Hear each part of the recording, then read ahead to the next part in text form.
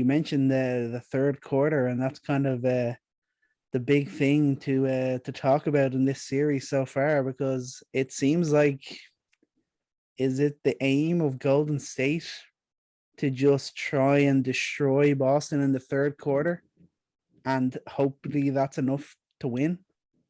Because it's been following that a trend like that. I mean, you look at every game. Obviously, Boston won 2 of 3 so far. Game one, Golden State wins that third quarter, 38-24. Not enough for the win because Boston has that huge fourth quarter. Game two, they have that huge third quarter, 35-14 for Golden State. Enough to get them the win. Then again last night, 33-25. Not as big as the other two games, but it was similar. It was the only real moment where it looked like Golden State were switching their momentum. They were taking over and they were ready to march on and get that W. But in all of those games outside of the third quarter, Boston are dominating. Yeah. 96-70 in game one, 74-72 in game two, obviously a bit tighter. And then last night, 91-67. Is this just something we're seeing with maybe just the aging squad of Golden State? They cannot compete for 48 minutes against this Boston team. They are outmatched in not talent-wise, but probably physicality-wise, and probably with age and the wear and tear on the bodies of some of their players. And maybe we're seeing that in the way that they're trying to go about winning each game so far. Yeah, I actually that was the first thing I noticed, and I was thinking about, and we got to point out in that third quarter yesterday that I've never seen a 7-point possession in my life. And it was just like the exact like kind of collective Celtics groan of course this is happening.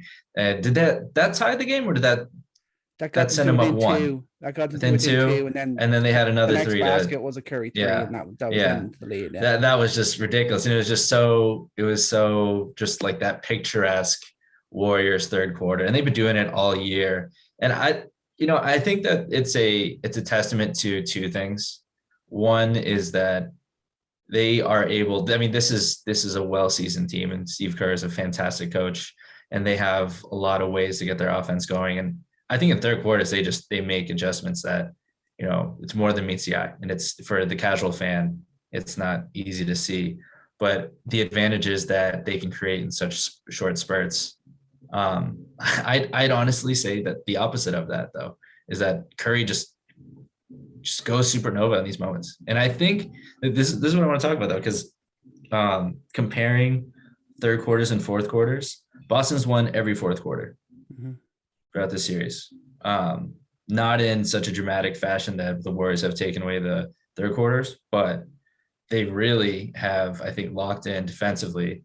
And I think that's the key difference here, is that even though Curry's going on these crazy spurts in the third quarter, and that starts to get some of the offense going, I don't think that the Celtics have allowed it to get out of hand for the most part. And in ways that when the Curry would unlock the Warriors offense against the Mavs, you saw it there, that things would just fall apart. There just wasn't enough perimeter defense to stay in front and continue rotating. The ball movement would just break them eventually.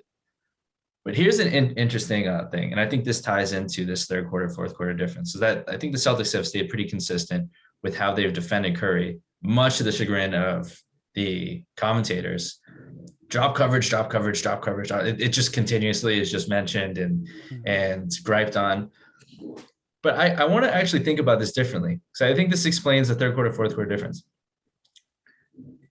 I think that the drop coverage, while it's allowing Curry to get his shots, I think that's a huge reason, potentially, why the Celtics defense has been able to maintain consistency, and they've been able to shut off a lot of what the Warriors want to do offensively.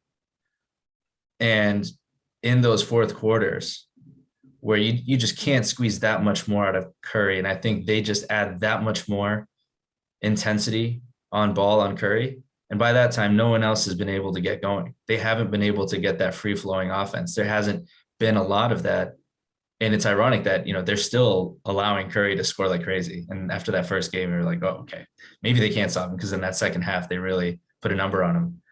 But I think the drop coverage has actually been a huge benefit to allowing them to at least control the flow of offense and have the game played on their terms.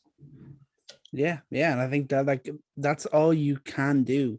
I mean, there's no way of just stopping it and completely playing it your own way. The Warriors are too good. Steph Curry is too good.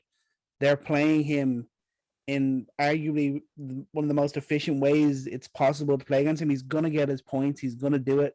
It's just a question of not letting them do it the way he did it Yeah. against Dallas, like you said. Thanks for watching Coast to Coast on YouTube. For full episodes, check out the show wherever you get your podcasts. And for all the best hot takes, subscribe to the Coast to Coast YouTube channel below.